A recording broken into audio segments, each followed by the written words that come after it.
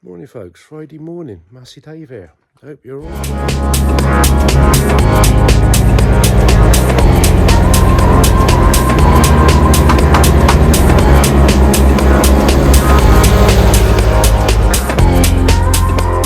comments and likes as always. Welcome new subscribers. Anybody else who's watching? Yes, it's a nice sunny morning again. Early, had this one dropped off last night. I whipped down and get a voluntary brake test done and get back and give it a good wash off and a clean, ready for MOT next Tuesday. So nice little easy job for the start of the day for a change. Wow, good set of brakes, good pass.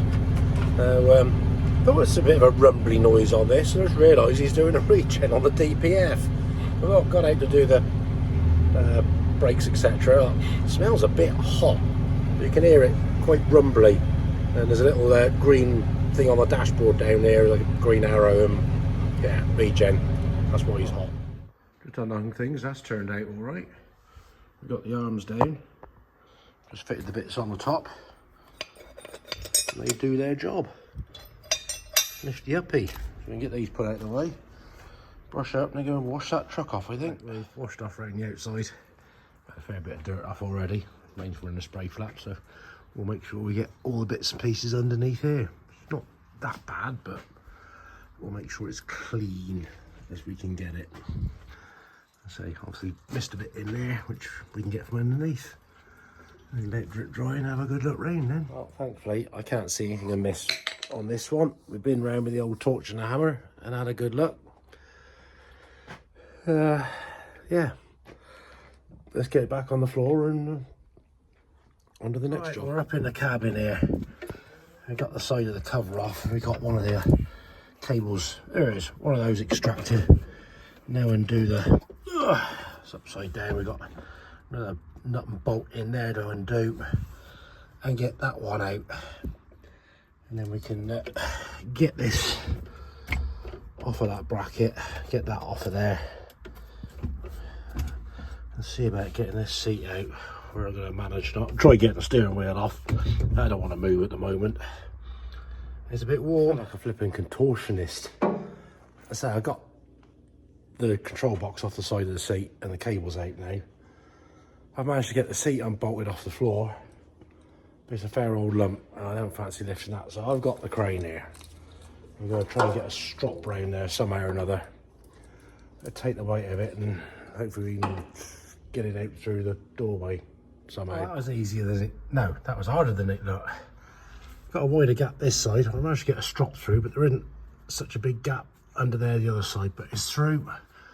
So I'm going to stand a bit of a chance, but I am sweating buckets here. Let's try and get this in and see if we can get that thing out of here.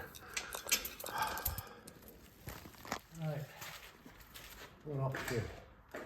What's going to happen? Get it up high enough to get it out.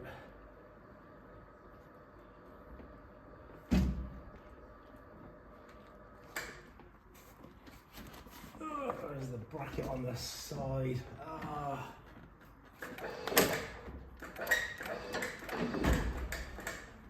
Come on.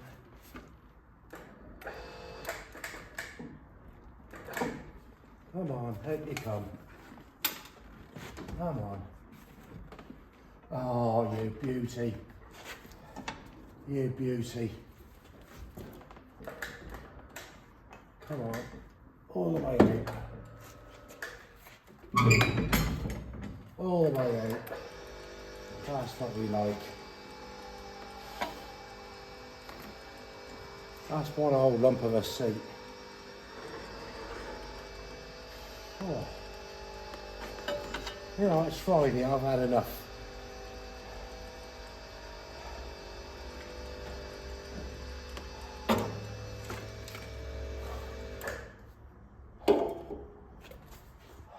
I was determined to get this thing out, and I have. We're getting somewhere. We got one out. My God, this is hard work.